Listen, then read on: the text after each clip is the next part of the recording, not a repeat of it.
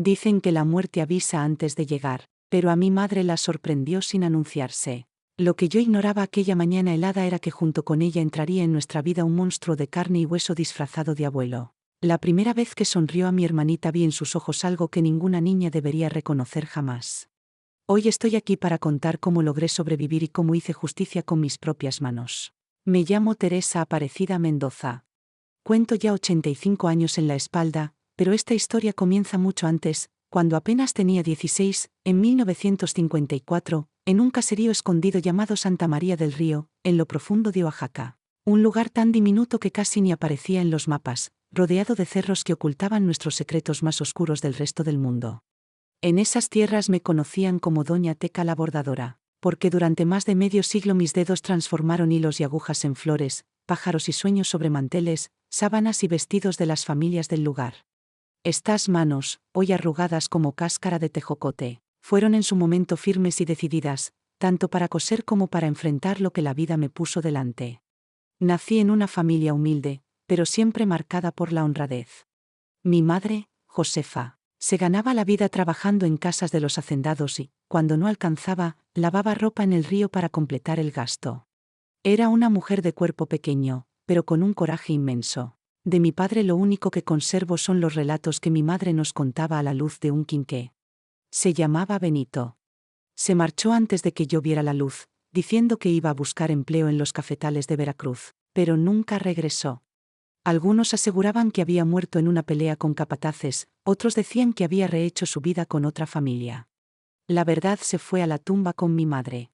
En la casa éramos 3 mujeres, mi madre, yo y mi hermanita María del Carmen, a quien todos llamaban Carmencita, 7 años menor que yo.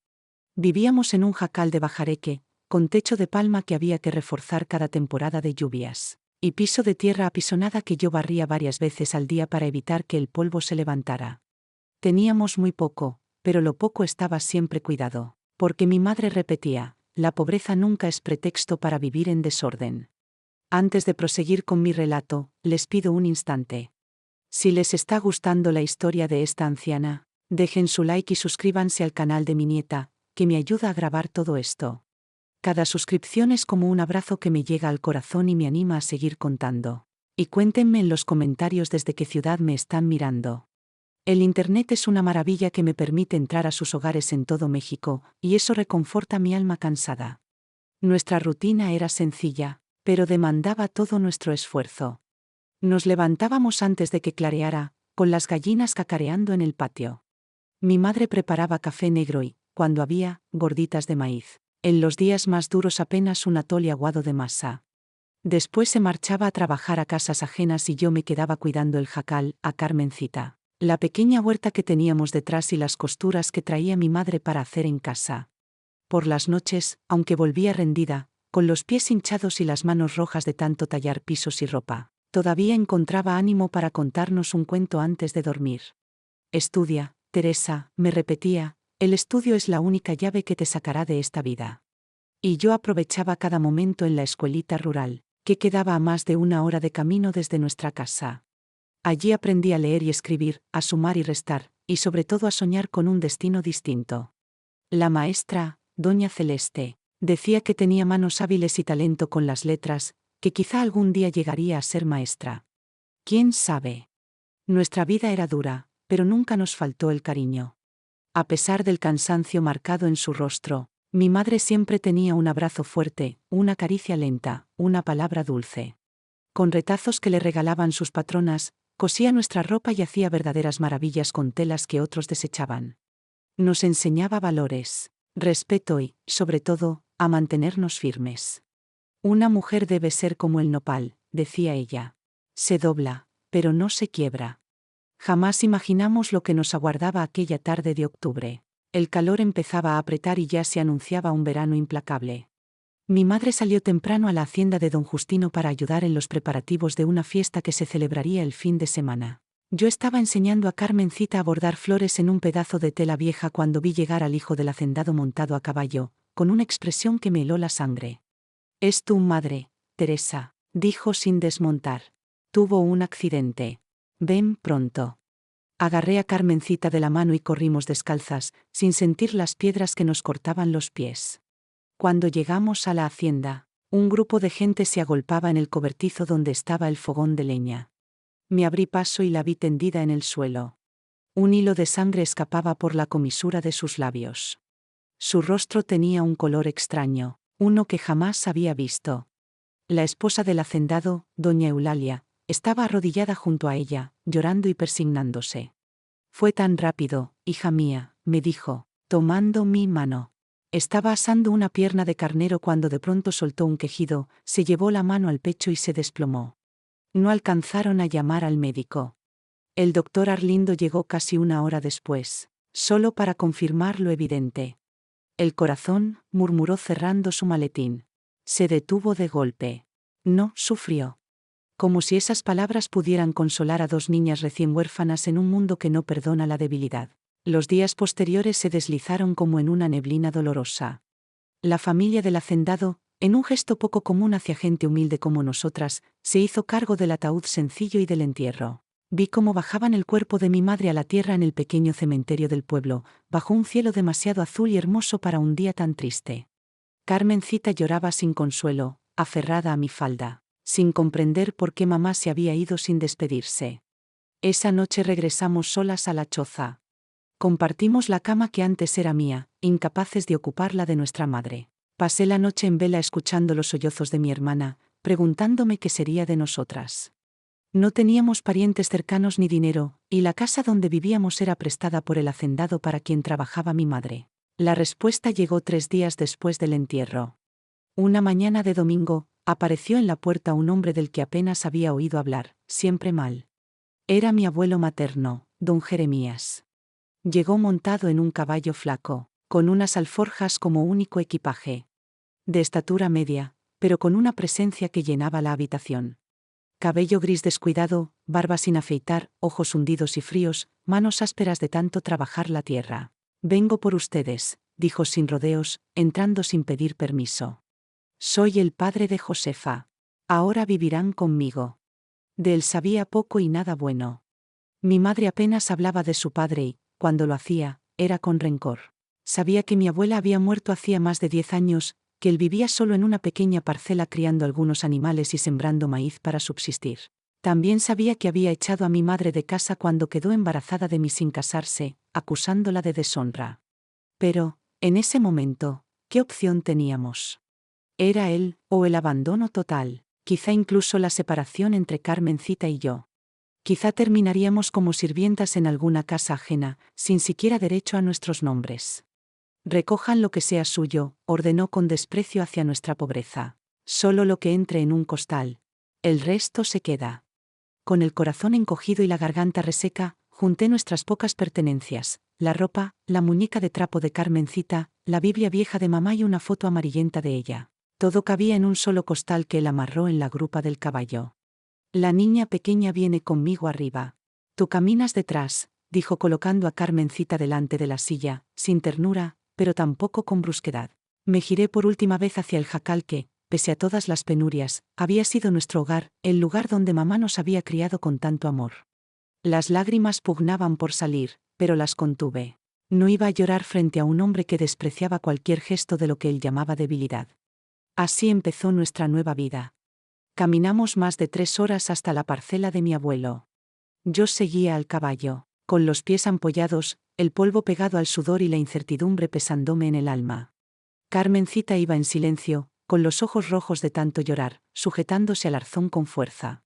Cuando llegamos, vi una casa de madera más grande que la nuestra, un corral con unas vacas flacas, un chiquero con algunos cerdos, un gallinero y la milpa de maíz, frijol y calabaza.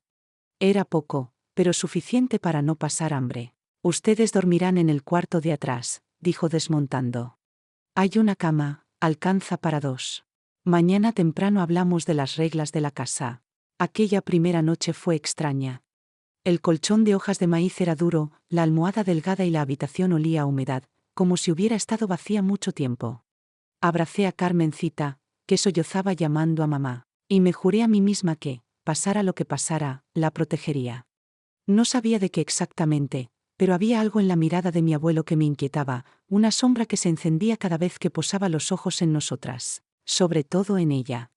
Lo que entonces no imaginaba era cuán certera era mi intuición. Ni que esa casa que parecía refugio se transformaría en prisión. Ni que aquel hombre mostraría el demonio que llevaba dentro. Y mucho menos que estas manos, hoy dedicadas al bordado, un día se mancharían de sangre para hacer justicia que nadie más haría por nosotras. Los primeros días en la casa de mi abuelo fueron como estrenar huaraches nuevos, duros y dolorosos hasta que se hace el callo. Pronto comprendimos que no nos había llevado por afecto ni por deber familiar, sino por conveniencia. Necesitaba manos que hicieran las labores de la casa que desde la muerte de mi abuela él realizaba solo. Y allí, en aquella parcela apartada, 2 niñas resultaban más útiles y baratas que contratar a alguien. Aquí nadie vive de gorra, nos soltó la primera mañana, cuando yo apenas intentaba entender cómo encender el brasero oxidado. Vamos a dejar claro, tú, Teresa, te encargas de la casa, la comida y la ropa. La chiquita ayuda en lo que pueda.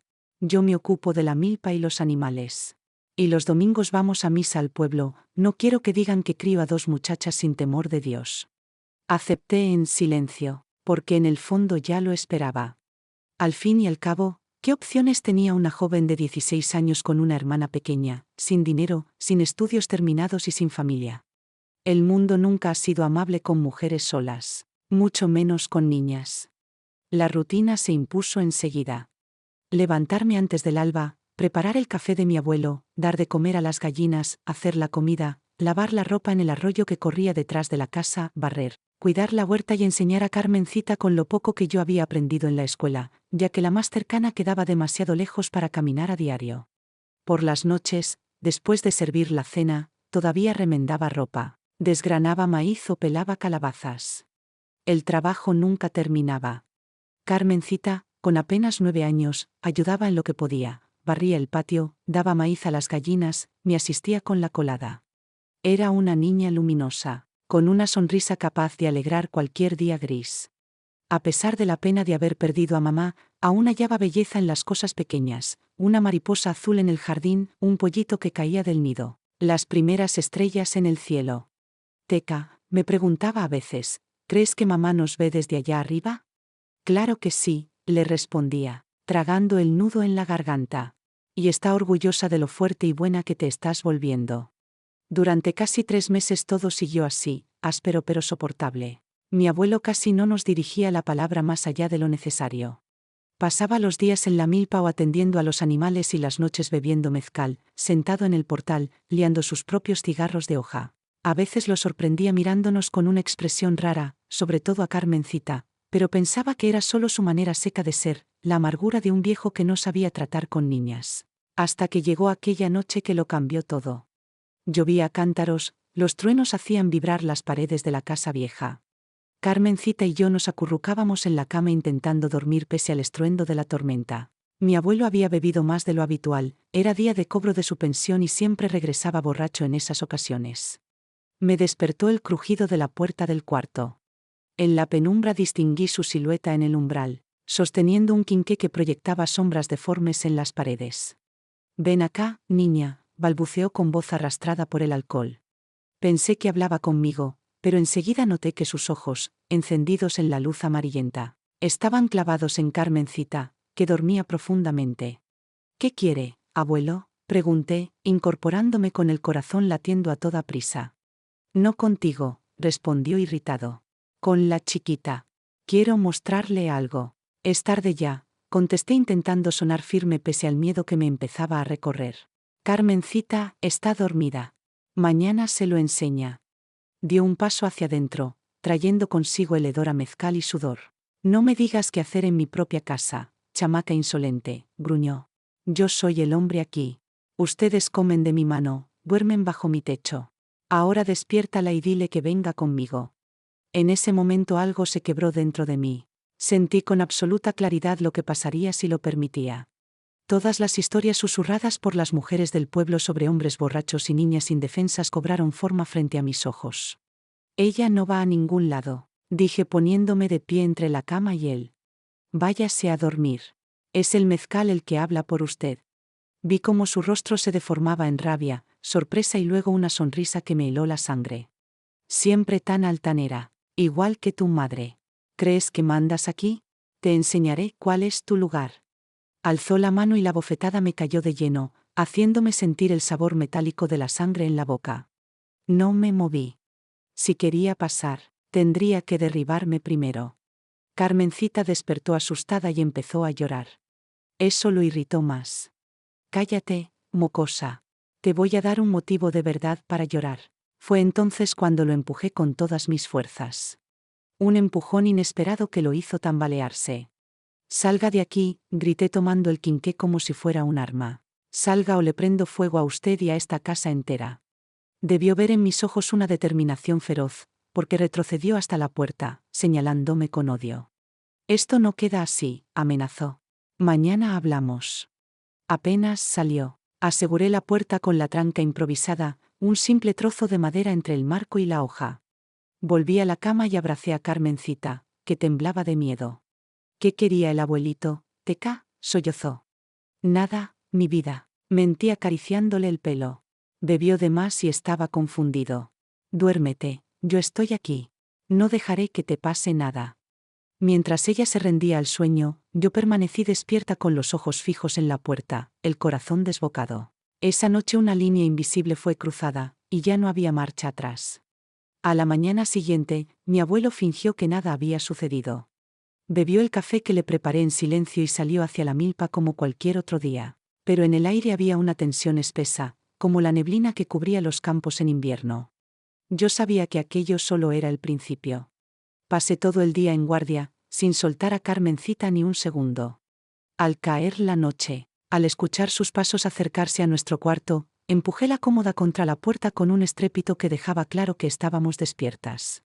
Sus pisadas se detuvieron, dudaron y finalmente se alejaron. Esa noche estábamos a salvo, pero yo comprendí que no podría resistir siempre. Tarde o temprano encontraría la forma. Tarde o temprano yo estaría cansada o distraída. Y ocurrió 2 semanas después. Había bajado al arroyo a buscar agua, dejando a Carmencita en casa porque tenía un resfriado. No fueron más que unos minutos, lo justo para llenar 2 cubetas. Al entrar en la cocina, no la vi donde la había dejado, dibujando en la mesita junto al fogón. Carmencita, llamé sintiendo un frío en el estómago que no tenía nada que ver con el viento.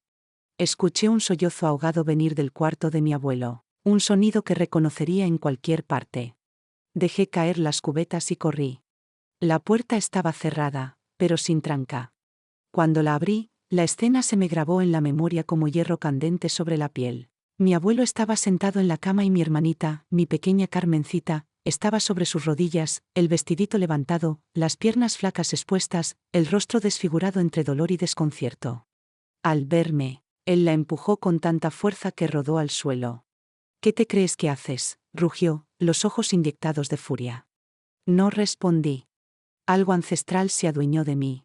Ya no era la Teresa obediente, era puro instinto de protección. Me lancé contra él con las uñas listas para arañarle la cara, gritando palabras que ni recuerdo. Me sujetó de las muñecas y me lanzó contra la pared con tal fuerza que me cortó la respiración. Tu madre era igualita, escupió avanzando hacia mí. Siempre creyéndose mejor que todos. Por eso murió sola. Y a ti te espera lo mismo si no aprendes tu lugar. Cuando levantó la mano para golpearme de nuevo, vi a Carmencita detrás de él levantar un candelabro de metal y descargarlo contra la parte trasera de su rodilla. El golpe no lo derribó, pero lo hizo rugir y voltearse. Aproveché para agarrar a mi hermana de la mano y salir corriendo del cuarto. Atrancamos nuestra puerta con todo lo pesado que teníamos. ¿Me lastimó, Teca?, lloraba Carmencita acurrucada. Dijo que me iba a enseñar a ser buena, pero dolió mucho. No volverá a tocarte, le prometí apretándola contra mi pecho. Nunca más. Vamos a salir de aquí. ¿A dónde?, preguntó con los ojos llenos de lágrimas. No tenía respuesta. ¿Dónde podían ir 2 niñas solas, sin un peso, sin familia, sin rumbo? El pueblo quedaba un día entero caminando, y las autoridades solo nos devolverían a él, o peor, nos separarían.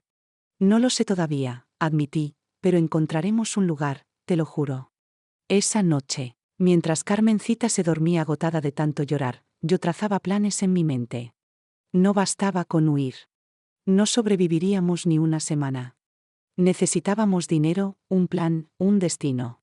Y sobre todo, seguridad. Fue ahí cuando entendí que no había salida fácil. Que a veces la única justicia es la que se hace con las propias manos. Mientras escuchaba los ronquidos de mi abuelo al otro lado de la pared, comencé a urdir lo que cambiaría nuestras vidas para siempre, lo que mancharía mis manos, pero nos daría libertad. Miré mis propias manos a la luz de la luna que entraba por la ventana. Manos de niña, con callos recientes de tanto trabajo. Manos que sabían amasar tortillas, bordar flores, peinar trenzas, arrullar a una hermana. Manos que pronto conocerían el peso de arrebatar una vida para salvar otra. Sea lo que sea que pase, mamá, susurré a la oscuridad, espero que me entiendas y que nos acompañes cuando llegue la hora. En los días que siguieron a esa tarde maldita, Carmencita cambió por completo. El brillo natural de sus ojos, esa chispa que ni la muerte de mamá había logrado apagar, quedó cubierto por una sombra. Casi no hablaba ni sonreía. Dormía mal, despertando de madrugada con gritos ahogados. El cuerpo entero temblando por las pesadillas que yo no necesitaba escuchar para saber de qué trataban. Dentro de mí hervía una rabia desconocida, creciendo como hierba mala después de la lluvia. Pero no podía darme el lujo de perder el control. Mi hermana me necesitaba firme, entera, con la cabeza clara. Tenía que ser hermana, madre, padre y guardiana al mismo tiempo. Durante los primeros días no la dejaba sola ni un instante. Cerrábamos la puerta del cuarto con trancas improvisadas y amontonábamos muebles contra ella. Cuando iba al arroyo, Carmencita iba conmigo. Si cocinaba en el fogón, la sentaba cerca contándole historias o tarareando las canciones que mamá solía cantarnos. Mi abuelo, después de aquel episodio, mantuvo cierta distancia. Quizá lo asustó mi reacción, o quizás solo esperaba el momento oportuno. Aún así, seguía observándonos con esos ojos pequeños y fríos, especialmente a Carmencita. Lo que más me dolía era ver cómo mi hermana trataba de disimular para no preocuparme. Fingía sonrisas que no alcanzaban sus ojos, hacía dibujos de colores que parecían vacíos. Como si una parte de ella hubiera quedado enterrada en aquel cuarto, junto con la inocencia que le robaron. Una noche, en la penumbra, me preguntó con voz temblorosa: Teca, ¿por qué el abuelito me hizo eso? ¿Yo hice algo malo? Sentí que mi corazón se partía en 1000 pedazos. ¿Cómo explicar a una niña de 9 años que existen monstruos, incluso dentro de la propia familia? ¿Cómo hacerle entender que la culpa no era suya? No, mi amor, le respondí apretando sus manitas. Tú nunca hiciste nada malo. El que está enfermo es él, en la cabeza y en el corazón. Hay personas que hacen daño aun sabiendo que no deben, pero eso no tiene nada que ver contigo. Tú eres perfecta tal como eres. Entonces, ¿por qué me duele aquí adentro?, dijo llevándose la mano al pecho. Siento como si tuviera un agujero. No había respuestas fáciles. Yo sabía que heridas así no cierran nunca del todo. Solo podía prometerle que estaría con ella, protegiéndola, ayudándola a reconstruirse poco a poco. El dolor irá cediendo despacio, le dije. Quizá nunca desaparezca por completo, pero será más pequeño con el tiempo. Mientras tanto, estamos juntas, y yo no dejaré que nada malo te pase de nuevo. Lo juro por mamá. Decidí entonces que tenía que encontrar maneras de darle calma.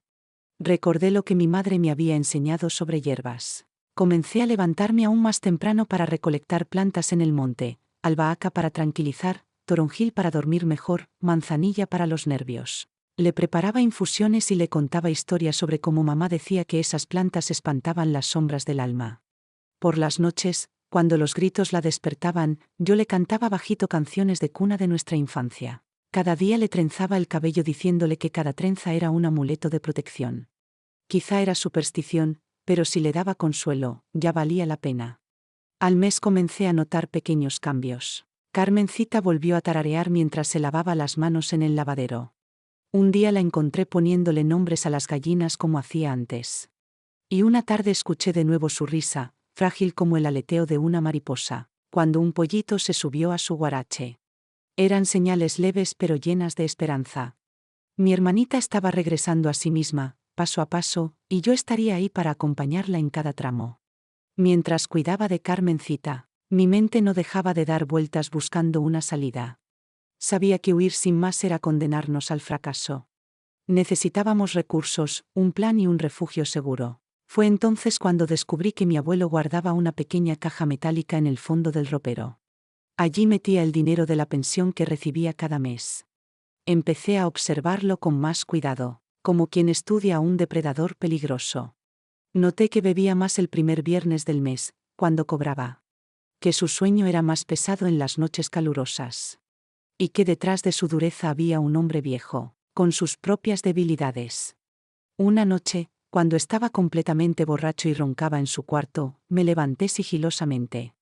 Recorrí la casa de puntillas, evitando las tablas que crujían. En la cocina vi una botella de vidrio oscuro en lo alto de la alacena. La etiqueta, escrita a mano, decía «mata ratas». Era veneno para las plagas del granero. Me quedé largo rato mirándola, pensando en lo fácil que sería. Unas gotas en el mezcal que tomaba cada noche y todo acabaría. Libertad, justicia, silencio. Alargué la mano, los dedos casi rozando el vidrio, cuando escuché un ruido a mis espaldas. Me giré sobresaltada y vi a Carmencita parada en la puerta, abrazando su muñeca de trapo, con los ojos muy abiertos. «Teca, ¿qué haces?», preguntó con voz inocente. Sus palabras me devolvieron a la realidad como un baldazo de agua fría. ¿Qué estaba por hacer? Yo, que siempre había sido obediente y correcta, estaba pensando en matar. Aunque fuera a un monstruo, aunque fuera por protección, ¿cómo viviríamos con eso? ¿Quería que mi hermana creciera sabiendo que yo era capaz de algo tan definitivo? Nada, pequeña, respondí bajando la mano. Solo buscaba medicina para tu tos. Vamos a dormir. Mientras la guiaba de regreso a la cama, entendí que necesitaba otra solución. Una que nos liberara sin convertirnos en lo mismo que odiábamos. Y fue entonces cuando recordé a doña Matilde, la señora de la iglesia que nos había ofrecido ayuda. Tal vez había llegado el momento de confiar en alguien. Tal vez era hora de pedir auxilio no para vengarnos, sino para escapar. Esa decisión se reafirmó la siguiente mañana de domingo, después de misa. Mi abuelo se fue a la cantina, como siempre, y nosotras nos quedamos un rato en la plaza. Doña Matilde se acercó y nos habló con amabilidad, fijándose en Carmencita con una ternura que pocas veces había visto en adultos. «Tu hermanita tiene unos ojos muy vivos», me dijo, «pero también una tristeza que no corresponde a una niña». Me quedé callada, desconfiada. No estaba acostumbrada a que alguien notara tanto de nosotras. Ella sonrió y escribió algo en un papelito. «Vivo en la casa azul al final de la calle principal. Si algún día necesitan algo, la puerta está abierta para ustedes». Guardé aquel papel como quien guarda un amuleto. No sabía si llegaría a usarlo, pero me reconfortaba saber que alguien, al menos una persona, parecía preocuparse por nosotras. Pasaron las semanas entre rutinas pesadas y silencios tensos. De noche, cuando Carmencita al fin conciliaba el sueño gracias a mis tés de hierbas, yo permanecía despierta, rumiando posibilidades. El veneno seguía rondando mi mente, pero cada vez que recordaba los ojos de mi hermana aquella noche en la cocina, descartaba la idea. Necesitábamos otra salida. Un lunes, con el pretexto de ir a lavar ropa al arroyo, escondí algunas mudas en el canasto bajo las sábanas sucias.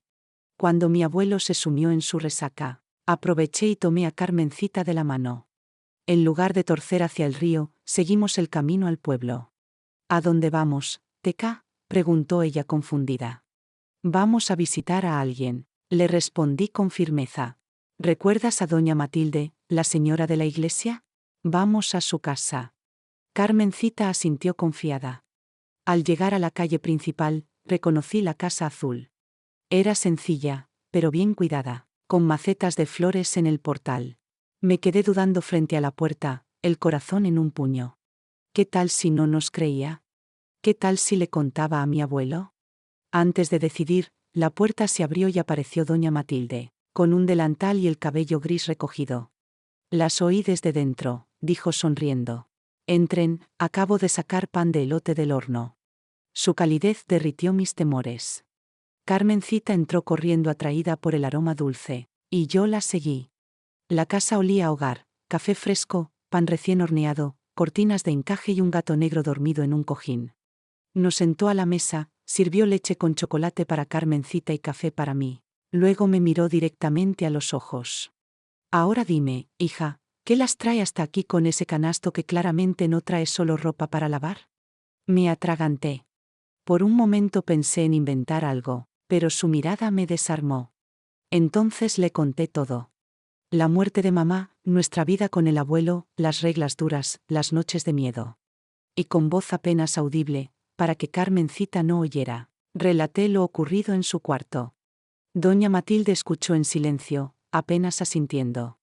No mostró sorpresa, sino una rabia contenida y un entendimiento profundo. No son las primeras, dijo al final. Y tristemente no serán las últimas. Hombres así existen en todos lados, escondidos detrás de máscaras de respeto, protegidos por el silencio.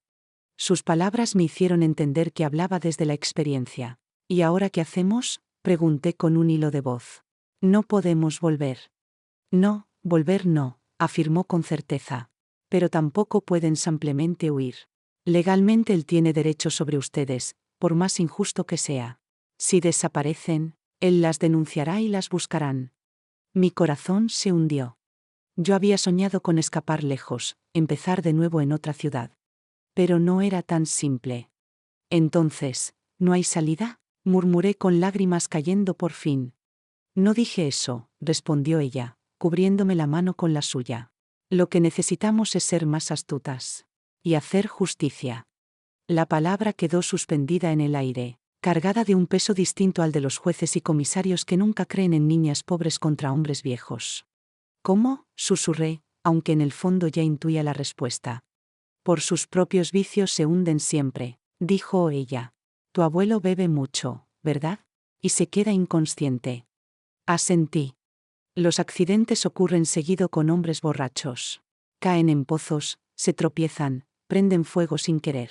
Un escalofrío me recorrió la espalda. Era el mismo plan que yo había acariciado en secreto, pero ahora dicho con serenidad por alguien que sabía lo que hacía.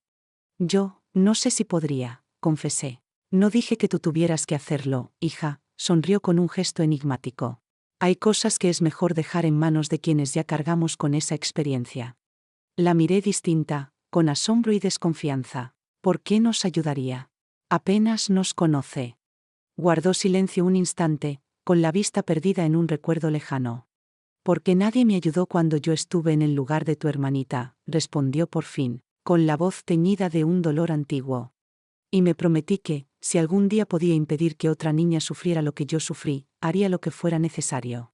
En este mundo, la única justicia posible muchas veces es la que hacemos nosotras mismas. Miré a Carmencita, que jugaba con el gato sin enterarse de nuestra conversación sombría. Pensé en lo que había vivido, en las cicatrices que llevaba en el alma. Pensé en mamá, en cómo nos protegió mientras pudo. Y tomé la decisión. ¿Qué tenemos que hacer?, pregunté. Doña Matilde no sonrió de alegría, sino con la firmeza de quien comparte un pacto. Hoy se quedan aquí, indicó. Mandaré un recado a tu abuelo diciendo que las encontré en el camino, que Carmencita estaba enferma y las traje conmigo. Mañana regresarás tú sola, como si nada hubiera pasado. La niña se queda conmigo. Diremos que sigue con fiebre. Me temblaron las manos. Ella fue hasta un viejo armario y sacó un frasco pequeño de vidrio oscuro. Es un extracto de hierbas, explicó. En dosis mínimas calma los nervios, ayuda a dormir. En mayor cantidad, provoca un sopor profundo, casi como un desmayo. Y mezclado con alcohol. Dejó la frase en el aire, pero yo entendí. Cuando él estuviera inconsciente, lo demás sería un accidente, una vela caída, un cigarro mal apagado, una caída en el pozo. ¿Y después?, pregunté con la boca seca. Después vivirán conmigo como si fueran mis sobrinas llegadas de la capital. Soy viuda, tengo pensión y esta casa me sobra. Nadie preguntará demasiado. Me aferré a ese plan como un náufrago a un tablón. ¿Y si algo sale mal?, me atreví a decir. Cuando se trata de proteger a los nuestros, el universo conspira a favor, respondió, apretándome las manos con fuerza inesperada. Y créeme, hija, no es la primera vez que hago justicia así. Sus palabras deberían haberme asustado, pero en lugar de eso me dieron paz. Por primera vez en meses sentí que no estábamos solas. Aquella noche Carmencita durmió tranquila en sábanas limpias, con el gato negro acurrucado a sus pies. Yo, en cambio, lloré en silencio, no de miedo, sino de alivio. La mañana siguiente amaneció con olor a atole de avena y canela. Doña Matilde me entregó una taza de café fuerte y me preguntó, ¿estás lista? No. admití con sinceridad. Pero lo haré de todos modos. Ese es el verdadero valor, dijo ella. No la ausencia de miedo, sino avanzar a pesar de él. El frasco descansaba en el bolsillo de mi vestido, pesado como una piedra. Antes de irme, besé la frente de Carmencita. Volveré pronto, pequeña. Y cuando regrese, comenzaremos una vida nueva. El camino de regreso a la casa de mi abuelo se me hizo eterno. Él estaba sentado en el portal, fumando, con los ojos entornados. ¿Dónde está la niña?, preguntó sin levantar mucho la voz. Con fiebre. Doña Matilde creyó mejor que se quedara allá, respondí con calma. Gruñó sin más. No parecía preocupado, apenas molesto. El resto del día fue rutina, milpa, animales, silencio. Pero en mí hervía la ansiedad. Al caer la tarde, preparé con esmero una cena abundante, maté una gallina gorda, guisé con calabaza y cilantro, horneé pan de elote y dejé la botella de mezcal al alcance. Cuando volvió, la mesa estaba lista. Lo vi relamerse ante la comida. ¿Y a qué viene tanto lujo?, sospechó. Solo pensé que merecía una buena cena después de arreglar la cerca, respondí, dándole la espalda para ocultar mi expresión. Halagado, se sentó satisfecho. Yo mantuve su vaso siempre lleno. Mientras comía y bebía, esperé el momento adecuado. Cuando la botella estuvo casi vacía y él ya tenía la mirada vidriosa, me levanté. Voy a traer más mezcal, dije, y en la cocina vertí el contenido del frasco en una botella nueva. La agité, respiré hondo y regresé. Una botella fresca, anuncié, colocándola junto a él. Sirvió un trago largo y bebió sin sospecha. El efecto llegó rápido. Sus párpados se cerraban, la cabeza le caía. Aún alcanzó a murmurar con una crueldad que me atravesó como cuchillo. La comida está tan buena, que debí matar a tu madre antes, así comía mejor. Me mordí los labios para no gritar.